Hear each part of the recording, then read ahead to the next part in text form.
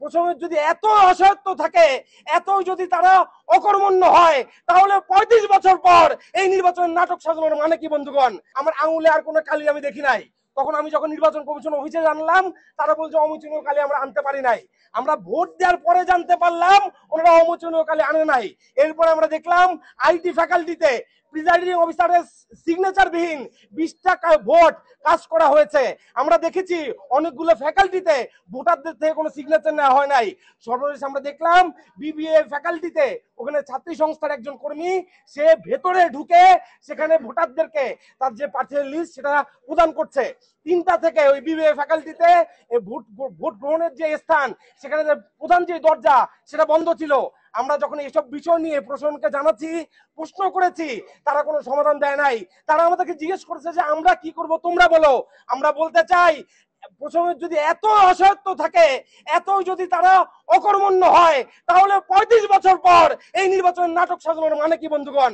আমরা বলতে চাই আজকে যদি ওই যে প্রার্থীরা ওই কেন্দ্রে ঢুকে আসন বিধি লঙ্ঘন করে ভোটারদেরকে স্লিপ দিয়েছে, আমরা দাবি জানাই ওই প্রার্থীর বিরুদ্ধে অবিলম্বে ব্যবস্থা গ্রহণ করতে হবে, ওই প্রার্থীর প্রার্থিতা বাতিল করতে হবে। আমরা আরো দাবি জানাই যতক্ষণ পর্যন্ত এই সংকটগুলো সমাধান করা হবে না, ততক্ষণ পর্যন্ত যে সকল কেন্দ্রে এই সকল ঘটনাগুলো ঘটেছে সে সকল কেন্দ্রের ভোট গণনা স্থগিত রাখতে হবে এবং যতক্ষণ সমাধান করা হবে না ততক্ষণ ভোট গণনা হবে না বন্ধুগণ। সকাল 11টা থেকে সায়েন্স ফ্যাকাল্টির সিসি ক্যামেরা এলডি যে স্ক্রিন আছে সেটা বন্ধ, এটা একটা অভিযোগ। তারপর হচ্ছে বিবিএ ফ্যাকাল্টিতে এখানে 3টা থেকে যেই কলাপসিবল গেট আছে সেটা বন্ধ, ভোটারদের প্রবেশ করার স্থান সেটা বন্ধ। তারপর হচ্ছে সেখানে কোনো পর্যবেক্ষক 3টা থেকে ঢুকতে দেওয়া হয় নাই।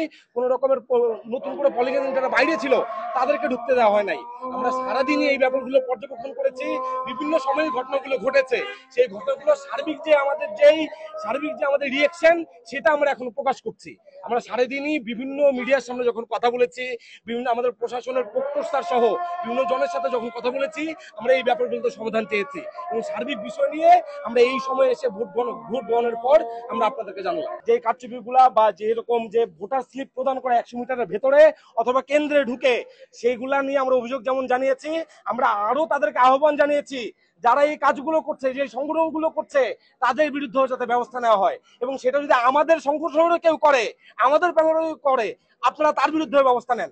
আমাদের যে 27,000 শিক্ষার্থীর যে বিশ্ববিদ্যালয়, আমরা প্রত্যেকে প্রত্যাশা করেছিলাম আমাদের 35 বছর পর যে চাকসু নির্বাচন সেটা সুষ্ঠু হবে, নিরপেক্ষ হবে এবং কোন রকম সংকটময় পরিস্থিতি এই নির্বাচনকে কেন্দ্র করে তৈরি হবে না। এবং যদি সমাধান নিশ্চিত না হয়, আমরা সাধারণ শিক্ষার্থীদের নিয়ে এই নির্বাচন সকল রকমের কারচুপিকে থামিয়ে দিয়ে কিভাবে নতুন করে নির্বাচনটা অনুষ্ঠান করতে হয় সেই ব্যবস্থা আমরা করব।